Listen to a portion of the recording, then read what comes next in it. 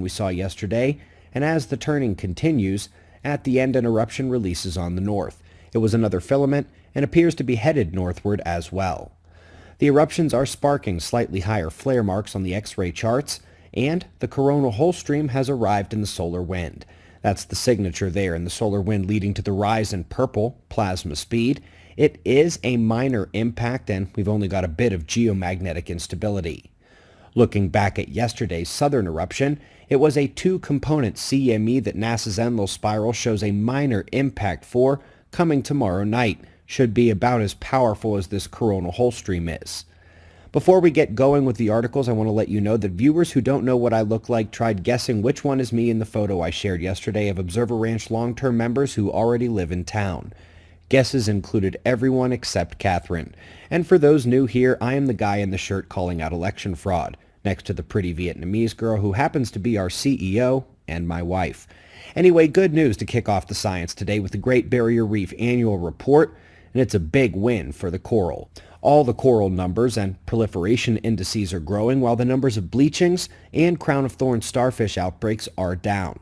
Full report has a ton of information at the link below. We missed this paper from back in June. We've recently seen that both the reunion volcanoes in the Indian Ocean and Hawaii are connected to the LLSVPs. And now, we know they also reach up to Canary and some of the other Spanish islands in the Atlantic. Rock art anomaly up next. They are finding evidence of pig domestication drawings going back past the Holocene to about 45,000 years ago, which is long before domestication was supposed to have taken place. You see them fight with themselves in the paper over the data versus what they imagine must be impossible. Impossible unless humans have risen and fallen on this planet before. Up next is a nod on top of the dozens of papers identifying the problems with blaming humans for megafaunal extinctions. Once again here, they can't put the blame on humans for major losses during an exact period where they think the Gothenburg magnetic excursion happens to have taken place. Veteran observers. The only reason Wolf 359 isn't listed among Barnard, Proxima, and AD Leo in the list of nearby stars outbursting is because we only had the one study saying it had a superflare. This is now confirmed with its activation continuing. Superflares now occurring regularly on the fifth closest star to ours, and indeed, it's in the direction of the galactic center.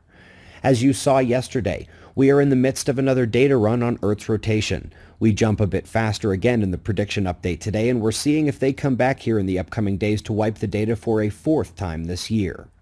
Lastly, folks, if you haven't seen the Phoenix Protocol, it's probably one of my coolest videos from the last few years.